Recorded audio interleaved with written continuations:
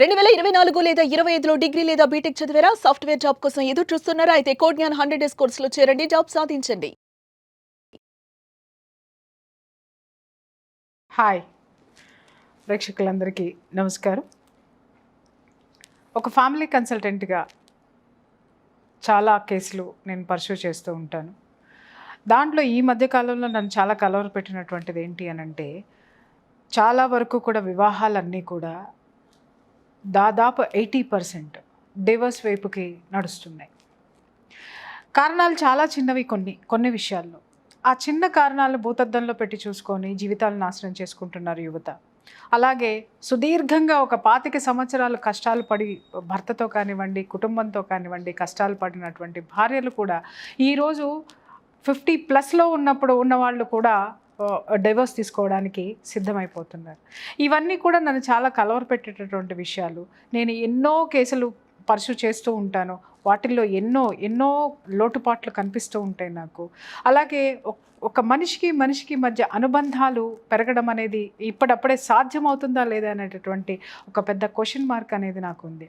ఈరోజు ఇలాంటి విషయాలన్నిటికీ కూడా నేను మాట్లాడడంతో పాటు నాతో పాటు మన ముందు ఒక లీగల్ అడ్వైజర్ ఉన్నారు. ఆయన మ్యాట్రిమోనీ ఇష్యూస్లో ఎక్స్పర్ట్. సో వారిని అడిగి కొన్ని విషయాలు కాదు చాలా విషయాలు ఈ రోజు నుంచి మనం డిస్కస్ చేద్దాము. నమస్తే నాగేశ్వరరావు గారు. నమస్తే సార్, మీరు యాజ్ ఎ లీగల్ అడ్వకేట్గా నేను విన్నాను మీ గురించి చాలా మీరు మ్యాట్రిమోనీ కేసెస్ ఎక్కువ తీసుకుంటూ ఉంటారని. మీ దగ్గరికి కూడా మిమ్మల్ని ప్రత్యేకించి నేను ఈరోజు ఇంటర్వ్యూ చేయడానికి మిమ్మల్ని కూర్చోబెట్టడానికి ఒక కారణం ఉంది sir. Number of divorce cases మీ దగ్గరకు వస్తున్నాయి. మీరు వాటిని చాలా చాకచక్యంగా నాకు తెలిసి కూడా చాలా పరిష్కరించారు. చాలా ఎందుకు అనంటే సంవత్సరాల తరబడి కోర్టుల చుట్టూ తిరుగుతున్న వాళ్ళని కూడా మీరు కూర్చోపెట్టి ఆ కేసెస్ని చాలా చాలా పీస్ఫుల్గా మీరు ఎలాంటి ఇది లేకుండా ఉభయ కుశలోపరిగా మీరు ఆ కేసులు పరిష్కారం చేసి వాళ్ళకి న్యాయం చేయటం అనేది జరిగింది. సార్ చెప్పండి, మీ అసలు ఈ రోజులు నవ్వే డేస్లో ఎందుకు ఇంత రేషియో పెరిగింది సార్ డివోర్స్ మీద? డైవర్స్ రేషియో పెరగటం అనేది ఏమైపోయిందంటే ప్రధానంగా మనకు వచ్చినది మైగ్రేషన్ అనేది బాగా పెరిగిపోయింది ఓకే కుటుంబాలలో. ఎందుకంటే మనది యాక్చువల్లీ ఉమ్మడి కుటుంబ వ్యవస్థ. ఒకప్పుడు ఉమ్మడి కుటుంబ వ్యవస్థ ఉంటుండే, మైగ్రేషన్ పెద్ద లేకపోతుండే.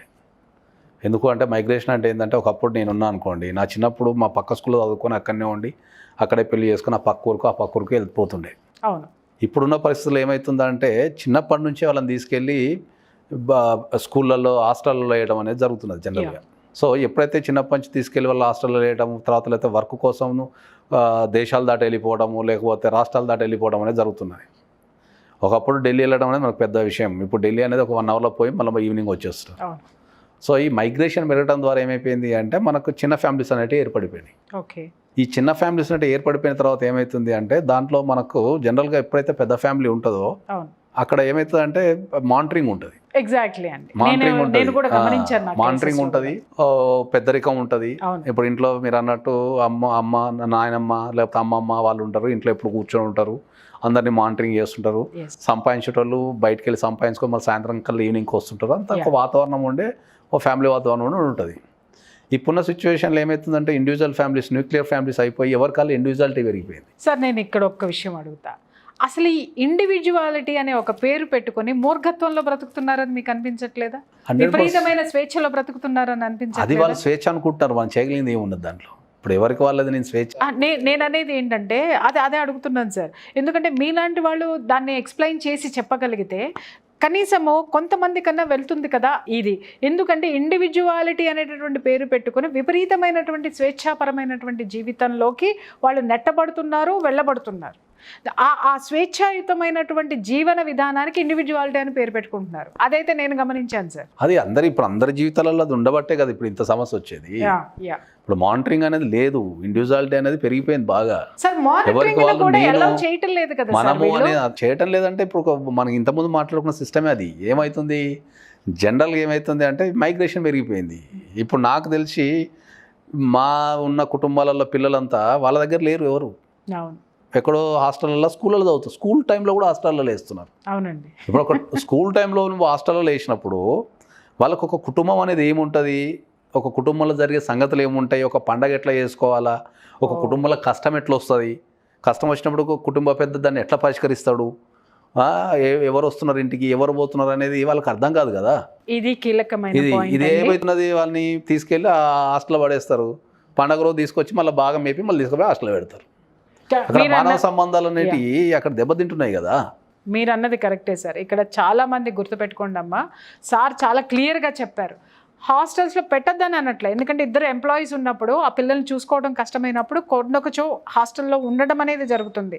కానీ తర్వాత ఎప్పుడైనా సరే మనం పిల్లల్ని తీసుకొచ్చేటప్పుడు వాడిని కేవలం తిండి కోసం తీసుకున్నట్టు, వాడిని కేవలం ఎంజాయ్మెంట్ కోసం తీసుకొచ్చినట్టు అటు మాత్రమే తీసుకొని వచ్చి ఆ 24 hours 3 days 4 days లేకపోతే 10 days ఉంచి మనము వాళ్ళని కేవలం దాంట్లోనే పెట్టి పంపిస్తున్నాం. సార్ ఒక కీలకమైనటువంటి వర్డ్ చెప్పారు, ఏంటంటే కుటుంబంలో జరిగేటటువంటి పరిస్థితులు వాడికి అర్థం కావడం లేదు, వాడికి ప్రాక్టికల్ నాలెడ్జ్ అనేది అక్కడ ఉండడం లేదు అనేసి. సో ఇది చాలా ముఖ్యమైనటువంటి పాయింట్ సార్. అదే ఇప్పుడు దీని గురించి చెప్పాలంటే మొన్న నాకు దగ్గరకు ఒక ఎన్ఆర్ఐ వచ్చాడు. అతని జీతం వచ్చేసి మన ఇండియన్ కరెన్సీలో వచ్చేసి నెలకు 10 lakhs 15 lakhs జీతం ఉంది జనరల్గా. డైవర్స్ ఇష్యూ మీద వచ్చిండు, మనకి పెళ్ళి అయింది, ఆ డైవర్స్ ఇష్యూ మీద వచ్చిండు. వచ్చినప్పుడు నేను అదే చెప్పినానండి, నేను మీరు ఫాదర్ మదర్ని కూడా తీసుకొస్తే మంచిగా ఉంటుంది కదా అంటే, సార్ నన్ను వాళ్ళు ఎప్పుడో చిన్నప్పుడు హాస్టల్ వేసింది సార్, అట్లా పెరుకుడు అట్లా యూఎస్ వెళ్ళిపోయాను సార్, వాళ్ళకి నాకు పెద్ద టచ్ లేదన్న, నా డిసిషన్ నేనే తీసుకోవాలా, వాళ్ళతో సంబంధం లేదు సార్ అంటే. నేను కూడా చూశాను సార్, చాలా మంది పిల్లలతో నేను మాట్లాడితే కూడా వాళ్ళు నాకు చెప్పింది అదే, వాళ్ళకి మాకు పెద్ద అటాచ్మెంట్ ఏమి లేదండి అని ఇదే మాట మాట్లాడుతున్నారు. పేరెంట్స్ చాలా గమనించాల్సినటువంటి విషయం ఇది. 2 విషయాలు దీంట్లో మనం ప్రధానంగా డైవర్స్ పెరగడానికి 2 విషయాలు అన్నట్టు. ఒకటి మైగ్రేషను, 2 టెక్నాలజీ. ఇప్పుడు టెక్నాలజీ గురించి మాట్లాడితే మీకు అర్థమయ్యే భాషలో చెప్పాలంటే ఏంటంటే, ఒకప్పుడు పెళ్ళి మనకి 7 రోజులు చేస్తుండే. అవును, నా చిన్నప్పుడు పెళ్ళి 7 రోజులు చేస్తుండే. కట్ చేస్తే 7 రోజుల నుంచి 3 రోజులకు వచ్చింది. కనీసం ఆ 3 రోజులప్పుడు నుంచి 1 dayకి వచ్చింది. కనీసం ఆ 1 day అప్పుడు ఏం చేస్తుండే, శుభలేఖలు పంచడానికన్నా ఏం చేస్తుండే అంటే ఇంటింటికి తిరిగి వాళ్ళతో ముచ్చట పెట్టి కమ్యూనికేషన్ పెట్టుకొని అదొక ప్రోగ్రామ్ పెట్టుకొని తిరుగుతుండే. అప్పుడు శుభలేఖలు పంచడం అనేది ఒక 15 days ప్రోగ్రామ్ ఉంటుండే. ఇంకొకటి కూడా సార్, పసుపు కుంకుమ పెట్టుకున్న తర్వాత శుభలేఖలు పెట్టుకున్నప్పుడు నాకు బాగా గుర్తు, చిన్నప్పుడు క్యాన్లో ఆ స్వీట్స్ అవన్నీ మేమందరం పిల్లలు కూడా మోసుకెళ్లే వాళ్ళం. ఇంటికి వెళ్ళి ప్లేట్ తీసుకురండి అని అంటే ఆ ప్లేట్ లో ఈ పదార్థాలు పెట్టే లోపు ఈ పెళ్లికి సంబంధించిన ముచ్చట్లన్నీ చెప్పేవాళ్ళు. సో ఆ వాతావరణం చాలా అద్భుతంగా ఉండేది. అంటున్నా, నలుగురు దగ్గర పోతుండే, కమ్యూనికేషన్ చేస్తుండే, వాళ్ళ కుటుంబ పరిస్థితి ఏందో తెలుసుకుంటుండే, రమ్మని పిలుస్తుండే, అట్లా మానవ సంబంధాలు పెంపొందుండే. ఇప్పుడు ఏమైపోయింది, అన్ని వాట్సాప్లో పంపించేస్తున్నారు, ఫోన్ చేస్తున్నారు, శివలేఖ వచ్చిందాను కంపల్సరీ రావాలి అంతే. అది ఆర్టిఫిషియాలిటీ కదా. నువ్వు ఒక ఇంటికి వచ్చి కూర్చొని నీళ్ళు తాగి ఇలా లంచ్ టైంకి వచ్చినప్పుడు లంచ్ చేసుకొని ఓ శుభలేఖ ఇచ్చి రమ్మనేది అంతా ఇట్లుంటుంది. ఇప్పుడు జస్ట్ సింపుల్గా నువ్వు వాట్సాప్లో శుభలేఖ పంపించేసి నువ్వు వచ్చేసి కంపల్సరీ రావాలని ఒక 4 సార్లు ఫోన్ చేస్తే ఎట్లుంటుంది. సో ఆ టెక్నాలజీ అనేది కూడా మారిపోయింది. టెక్నాలజీ కూడా వీళ్ళు సపరేషన్, మానవ సంబంధాలు సపరేట్ అవ్వడానికి, దూరం అవ్వడానికి, ఆ బంధాలు మెల్లమెల్లగా బీటలు వారడానికి కూడా టెక్నాలజీ మేజర్ టెక్నాలజీ. ఇప్పుడు మా దగ్గర ఉన్న పొజిషన్లో టెక్నాలజీ టాప్ మోస్ట్ మైగ్రేషన్ కంటే. ఇప్పుడు మీకు టెక్నాలజీ ఎంత ప్రముఖ పాత్ర వహిస్తుంది అనేది ఒక చిన్న ఉదాహరణ చెప్తాం మా దగ్గరకు వచ్చే కేసుల నుంచి. చెప్పండి. ఇప్పుడు ఒక 1980s ఒక అమ్మాయి లేకపోతే ఒక అబ్బాయి ఉన్నారు అనుకుందాం, సపోజ్ ఒక గ్రామంలోనో ఒక సిటీలోనో ఎక్కడో ఉన్నారు అనుకుందాం. అప్పుడు ఫోన్లు అనే వ్యవస్థ లేదు. అవును సార్. ఓకే, అప్పుడు ఏమైనా ఒక నమ్మకంతో బతుకుతుండే. ఇప్పుడు ఎవరన్నా బస్ ఎక్కి విజయవాడ పోయిందంటే సరే 4 రోజుల తర్వాత వస్తాలే అని ఉంటుండే, అంతే, నమ్మకమే అది. ఆ పోయినోడు యాక్సిడెంట్ అయిందా లేకపోతే ఏమైనా ఇబ్బంది పడుతున్నాడా ఏం లేదు, ఇక్కడ ఒక గట్టిగా నమ్మకంతో కూర్చుంటుండే. సో అట్లాంటి టెక్నాలజీ ఇప్పుడు మనకి ఏమవుతుంది అంటే, మా దగ్గరకు వచ్చే కేసులలో టెక్నాలజీ పరమైన కేసులు ఏముంటాయంటే, ఇప్పుడు ఒక అబ్బాయి కానీ అమ్మాయి కానీ ఒక ఊర్లో ఉన్నప్పుడు లేకపోతే ఒక ప్లేస్లో ఉన్నప్పుడు ప్రేమించిన అనుకోండి, 1980s టెక్నాలజీ లేని రోజుల్లో ప్రేమించిన అనుకుందాం, సడన్గా దొరికిండ్లు, ఏది తల్లిదండ్రులకు దొరికిండ్లు అనుకుందాం. అప్పుడు ఏం చేస్తుండే, 2-3 వీక్తుండే, లేదో పంచాయతీ ఉండే, ఏదో అవుతుండే, ఎవరికి గుట్టు సప్పుడు కాకుండా అదే మనకు చేసుకోవద్దనో అది కుదరదనో ఏదో ఒకటి చెప్పేసిన తర్వాత ఏం చేస్తుండే, మెల్లగా అటు ఇటో అమ్మాయిని అబ్బాయిని చూసి పెళ్లి చేస్తుండే. స్టార్టింగ్లో వీళ్ళకు ఆ పెళ్లి మీద వ్యతిరేకత ఉన్నా, ప్రేమించిన వదిలిపెట్టుకోలేకున్నా, అప్పుడు ఒక సమాజం గౌరవం ఉంటుండే కాబట్టి బలవంతంగా పెళ్లి చేసుకుని వెళ్ళిపోతుండే. వెళ్ళిపోయిన తర్వాత అక్కడ మళ్ళీ ఎవరైతే వీళ్ళకు ఎక్స్ బాయ్ ఫ్రెండో ఎక్స్ గర్ల్ ఫ్రెండో ఉన్నారు కదా, వీళ్ళకి కాంటాక్ట్ అవ్వడానికి ఛాన్సే లేదు, కాంటాక్ట్ అవ్వడానికి ఛాన్స్ లేదు. అప్పట్లో టెక్నాలజీ లేదు కాబట్టి. సో ఆ కొత్త ఇంటికి వెళ్ళినప్పుడు ఏమవుతుండే, అక్కడ వాళ్ళు మెల్లమెల్లగా అలవాటు పడిపోతుండే. భర్త మీదనో భార్య మీదనో ప్రేమ పెంచుకుంటుండే ఇక ఆప్షన్ ఏం లేదు కదా, అలాగే అది ఎక్కడో ఉన్నది ఈడెక్కడ ఉన్నది అని చెప్పేసి ఓ నెల రోజులకో 2 నెలలకో పెళ్లిలో స్టార్టింగ్లో అయిష్టత ఉన్నా కూడా మెల్లమెల్ల అక్కడున్న కుటుంబ పరిస్థితులకు అక్కడున్న వాతావరణానికి అలవాటు పడిపోయి మెల్లమెల్ల కాపురాలు చేసుకొని పిల్లల్ని కానీ బతికేస్తుండే. అవును. ఎప్పుడో మళ్ళీ వీళ్ళు వాళ్ళ బ్యాక్ ఊరు వచ్చినప్పుడు మళ్ళీ ఎవడో బాయ్ ఫ్రెండో గర్ల్ ఫ్రెండో దూరం నుంచి కల్పించినప్పుడు నవ్వుకుంటుండే, ఏదో పాత జ్ఞాపకాలు ఉంటుండే, అది చూస్తాను కూడా మంచిగుంటుండే, అయిపోతుంది అంతే. ఇక అక్కడ కుటుంబ వ్యవస్థ అనేది విచ్ఛిన్నం కాలే, జ్ఞాపకం కింద పెట్టేసుకుంటుండే. అప్పుడు అందుకే మనకు సినిమాల్లో కూడా అప్పుడప్పుడు పాత లవ్ స్టోరీలు చూపిస్తుంటారు కదా, దాన్ని మనం చూసినా కూడా గొప్ప ఫీల్ అవుతుంటారు. అందుకే సినిమాలో సీన్లు వేస్తుంటారు, ఎప్పుడు ఉండే అని చెప్పేసి వేస్తుంటారు. సో అక్కడ కుటుంబం అనేది ఎక్కడ కూడా విచ్ఛిన్నం కాలే, చిన్న భిన్నం కాలే. ఇప్పుడు సేమ్ సిచ్యువేషను వాళ్ళు కొట్టి తిట్టినా కూడా వాట్సాప్లో తెల్లవారులు ముచ్చబెట్టుకుంటూనే ఉన్నారు. ఎగ్జాక్ట్లీ అండి. కొన్ని సందర్భాలలో మా దగ్గరకు వచ్చే కేసులలో కూడా పెళ్లి తాళి కడుతుంటే కూడా ఇంకా ఇప్పుడే తాళి కట్టుకుంటున్నాం ఆగండి ఇప్పుడే అది అయిపోయింది అని వాళ్ళు శోభన సంగతులు కూడా ముచ్చబెట్టుకుంటున్నారు. ఇక వాళ్ళకు ఇప్పుడు కమ్యూనికేషన్ అనేది లేకపోయారికి ఏమవుతుంది, ఇక్కడ పెళ్లి చేసుకున్న వ్యక్తితో బలవంతంగా పెళ్లి చేసేసుకుంటున్నారు, ఆ వ్యక్తితో ఆల్రెడీ టచ్లోనే ఉంటున్నారు. అప్పుడేమన్నా ఏదన్నా ఒకవేళ జరిగిన ఏమన్నా పార్టిసిపేట్ చేసినా ఏమన్నా ఉన్నా లేకపోతే ఏమన్నా మెసేజ్ అప్పుడు మెసేజ్ అనే వ్యవస్థ లేదు, అవన్నీ మనసులో ఉంటుండే, అవి ఒక అందమైన అనుభూతులు ఉంటుండే. ఇప్పుడు ఇప్పుడు ఇవన్నీ లేకపోతే వీళ్ళు మెసేజ్ పెట్టుకున్న ఇవన్నీ సాక్ష్యాల కింద వచ్చేస్తున్నాయి, ఎవరో ఒకరు ఆపోజిట్ సైడ్ నుంచి బెదిరించేస్తున్నారు. రీసెంట్గా ఎందుకు ఇప్పుడు మొన్న ఇక్కడ వనస్థలిపురం లేకుండా ఒక మీర్పేటలో అనుకుంటా ఐ థింక్ ఒక అబ్బాయిని ఒక అమ్మాయి చంపేసింది రీసెంట్గా, జస్ట్ బికాస్ ఆఫ్ ఏంది అంటే వీళ్ళిద్దరు చేసుకున్న చార్ట్ ఏదైతే ఉందో ఆ అబ్బాయి దగ్గర ఉంది. ఆ అబ్బాయి నన్ను పెళ్లి చేసుకుంటావా లేకపోతే ఏం చేస్తావా అంటే తట్టుకోలేక చంపేసేసింది. సో టెక్నాలజీ అనేది ఏమవుతుందంటే టెక్నాలజీ వాడాలా, మనం ఎంతవరకు వాడాలా అంటే అది మన నిత్య జీవితంలో మనం బతకడానికి మాత్రమే వాడాలి, కానీ ఇక టెక్నాలజీని వాడేస్తే దాంతో మనకు చాలా ప్రాబ్లమ్స్ అయిపోయి చాలా సందర్భాల్లో చాలా సందర్భాల్లో టెక్నాలజీ అనేది ఎమర్జెన్సీ కోసము ఇన్ఫర్మేషన్ కోసం తప్ప దాన్ని ఎంత మిస్యూజ్ అవుతుందంటే ఈరోజు క్షణం కూడా ఎవరికి మనశ్శాంతి ఎందుకు లేదంటే దాన్ని మిస్యూజ్ చేయటం వల్ల, దానివల్ల కాపురాలు పోతున్నాయి, ప్రాణాలు పోతున్నాయి, జీవితం అనేది మనశ్శాంతి లేదు సార్. మీరు అన్నట్టు ఎవరైనా మీరు ఇందాక చక్కటి ఉదాహరణ చెప్పారు, ఇప్పుడు భర్త కానీ ఇంట్లో ఒక పెద్ద ఆయన కానీ లేకపోతే ఎవరైనా ఊరు వెళ్ళారంటే తిరిగి వచ్చేంత వరకు మనశ్శాంతిగా ఉండేవాళ్ళు వస్తారు కదా అని నిజంగా. ఇప్పుడు మా దగ్గరకు వచ్చే కేసులలో ఇప్పుడు వర్కింగ్ స్టైల్ ఏమైంది, రాత్రంక పాలంక పని చేస్తున్నారు, ఎన్విరాన్మెంట్ కూడా ఏముంది, బాయ్స్ అండ్ గర్ల్స్ అందరు కలిసి ఒక దగ్గర పని చేస్తున్నారు. చేసినప్పుడు పెళ్లి చేసుకున్నప్పుడు అందరూ బాగానే ఉంటున్నారు. ఇక ఈ కంపెనీ కాల్స్ అనేవి ఇర్రెస్పెక్ట్ ఆఫ్ టైమింగ్స్ వస్తుంటాయి అమ్మాయికి. ఆ అమ్మాయికి ఏ రకమైన ఎఫైర్ లేకున్నా వాడో వీడో ఒక కాల్ చేసి గంటలు మాట్లాడుతుంటే ఇంట్లో టార్చర్. ఏంది ఇది, వాడు ఎందుకు కాల్ చేసిండు, ఈ టైంలో ఎందుకు కాల్ చేసిండు, అప్పుడు ఎందుకు కాల్ చేసిండు. ఇంతకుముందు టెక్నాలజీ వెళ్ళినప్పుడు ఆఫీస్కి పోతుండే వచ్చి ఇట్లా కూర్చుంటుండే.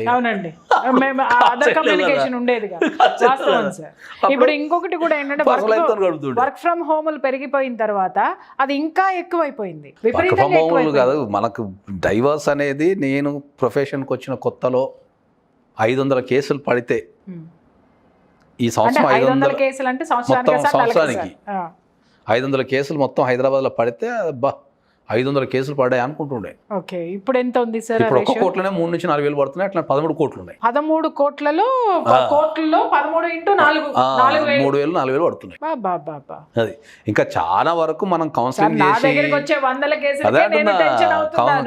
చేసి చాలా వరకు కౌన్సిలింగ్ చేసి అవి చిన్న సమస్యలే మారాలని మేము చాలా వరకు కౌన్సిలింగ్ చేసి కోర్టుకు వెళ్లకుండా చాలా వరకు మనం ప్రాబ్లమ్ అక్కడనే సాల్వ్ చేసి పంపించేస్తున్నాం. ఇంకా అదే మనం సోషల్ లైఫ్ లో ఉన్నాము, కొన్ని లక్షల మంది జీవితాలను చూస్తున్నాం రెగ్యులర్ కాబట్టి వాళ్ళని ఇబ్బంది పెట్టకుండా వాటిని తప్పని కేసులు మాత్రమే మనం కోర్టు దాకా తీసుకెళ్లి అవి చేస్తున్నాం తప్ప చాలా వరకు అసలు నిజంగా వచ్చిన ప్రతి కేసు కోర్టు పంపిస్తే ప్రతి గల్లీకి ఒక ఫ్యామిలీ కోర్టు ఉండాల్సిన పరిస్థితి ఉన్నది. నేను ఈరోజు మీతోటి ఈ ప్రోగ్రామ్ స్టార్ట్ చేయడానికి కూడా కారణం ఏంటంటే ద వే యూ స్పీక్, అంటే మీరు ఆ కేసుల్ని డిస్కస్ చేసేది కానివ్వండి, ఆ కేసులు పరిష్కరించేది కానివ్వండి, నేను చూశాను. నేను మీ యొక్క లీగల్గా మీరు ఎంత అద్భుతంగా వాటిని చేస్తున్నారు ఉన్నారు. నా దగ్గరికి వచ్చే చాలా కేసెస్ కూడా నేను మీ దగ్గరికి బోల్డ్ అనే కేసులు ఎక్కువ శాతం పంపించినటువంటివి కూడా ఉన్నాయి. వాళ్ళు తిరిగి వచ్చి చాలా ప్రశాంతంగా ఉన్నారు సార్. సార్ దగ్గరికి వెళ్ళిన తర్వాత మాకు లీగల్గా మాకు చాలా బాగా ఇదైందండి, ఎలాంటి ఇబ్బందులు లేకుండా మేము బయటపడ్డాం అనేటటువంటి వాళ్ళు ఉన్నారు. సో ఇప్పుడు సార్ కొన్ని కూడా మనం రాను కొన్ని సిచ్యుయేషన్స్ కూడా లీగల్గా మనుషులకి ఎలాంటి ప్రొటెక్షన్ ఉంది, తర్వాత ఈ వివాహ సంబంధాలు కానివ్వండి, అలాగే పేరెంట్స్ విషయంలో కానివ్వండి, ఇలాంటి న్యాయస్థానం మెట్లు ఎక్కకుండా ఎటువంటి వెసులుబాటు వీళ్ళకుంది బ్రతకడానికి, కన్స్ట్రక్టివ్గా అండ్ కాన్ఫిడెంట్గా బ్రతికేటటువంటి ఇష్యూస్ ఏమున్నాయి అనేది డిస్కస్ చేద్దాం సార్. నిజంగా చాలా బాగా మీరు ఎక్స్ప్లెయిన్ చేశారు. నిజంగా 4000 కేసులు సంవత్సరానికి ఒక్కొక్క కోర్టులో 13 కోర్టులో in Telangana sir, only Hyderabad judicial చుట్టుపక్కల జ్యుడిషియరీ, ఇంకా మిగిలిన కోర్టులు గౌరంగలు, చాలా అసలు వాటి పరిస్థితి ఏంటి చాలా సార్? ఘోరంగా ఉంది నిజంగా పరిస్థితి. ఈ ఎప్పటికి తేలాలి, ఈ మనుషులు ఎప్పుడు అవి కోర్టుల ప్రశాంతంగా చుట్టూ బ్రతకాలి, ఎలా ఉండాలి? సమస్య ఏంటంటే మనకి ఇండియాలో ఫ్యామిలీ కోర్టులలో మెయిన్ సమస్య ఏంటంటే ఫ్యామిలీ ఇష్యూస్లో ఎక్కడ లేని ఒక వెరైటీ సిచ్యువేషన్ ఉంటుంది. ఫ్యామిలీ కేసెస్లో సార్ సమస్య ఒకటే ఉంటుంది, కలిసి ఉండాలా విడిపోవాలా అనేది సమస్య ఒకటే ఉంటుంది. పార్టీస్ ఇద్దరే ఉంటారు, భార్య భర్త. కానీ వీళ్ళు వేసుకునే కేసులు ఒక 6-7 రకాల చట్టాలు, 6-7 రకాల కోర్టులు ఉంటాయి. Well said sir. Later next episodes లో ఇవన్నీ కూడా నా దగ్గరకు వచ్చే కేసెస్ కూడా మనం డిస్కస్ చేసుకుందాం. కాబట్టి ఏదైనా గొడవ అయింది అనుకోండి, వాళ్ళు తెల్లవారుగా కోర్టుల చుట్టూ తిరుగుతూనే ఉండాలి. ఎగ్జాక్ట్లీ, అన్ని రకాలుగా. ఫర్దర్ గా వాటిని ఎలా మనం పరిష్కరించుకోవచ్చు, సామరస్యంగా పరిష్కరించుకోవచ్చు అనే వాటి మీద డిస్కస్ చేద్దాం. Thank you so much sir, ప్రోగ్రామ్కి వచ్చినందుకు. Thank you.